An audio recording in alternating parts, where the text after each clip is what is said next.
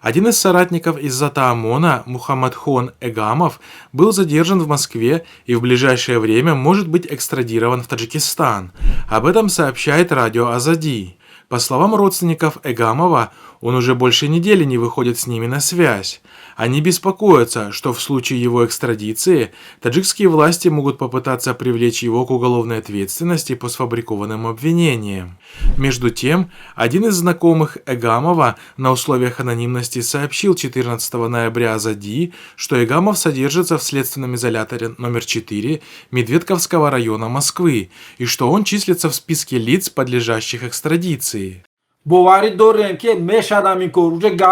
Следует отметить, что 13 ноября известный таджикский адвокат Шухрат Кудратов в беседе с Азади заявил, что в Москву прибыла группа сотрудников МВД РТ и ведет переговоры с российскими властями по поводу его экстрадиции в Таджикистан. Мне сообщили, что участь быть задержанным угрожает не только мне, но и Сухробу Джахону, Бахтовару Джумаеву и Мухаммадхону Эгамову, отметил адвокат. В МВД Таджикистана подобные сообщения не подтвердили, хотя и отметили, что Шухрат Кудратов подозревается в совершении преступления.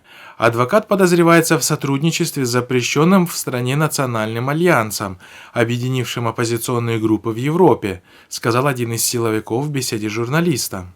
Между тем, Верховный суд Таджикистана не удовлетворил апелляционную жалобу из Зата ОМОНа, оставив его приговор без изменения и не применив в его отношении закон об амнистии.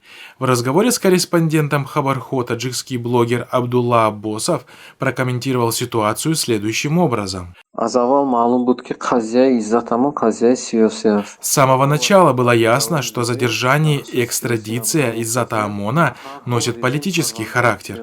Сколько бы таджикский режим не утверждал обратное, но он сфабриковал уголовное дело, устроил целое шоу в соцсетях с так называемыми пострадавшими, а его соратники неоднократно сообщали о поступивших в их адрес и в адрес их родственников угроз со стороны силовых структур в Таджикистане.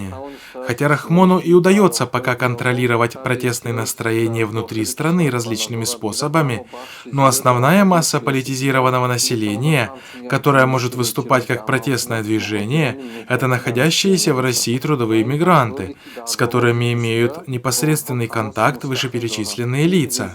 И это беспокоит таджикский режим.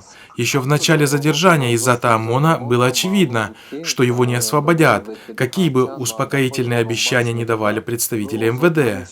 Такое явление не новое, и оно будет продолжаться при нынешнем режиме. А Кремль всячески будет помогать и поддерживать своего ставленника до тех пор, пока Рахмон действует в интересах России.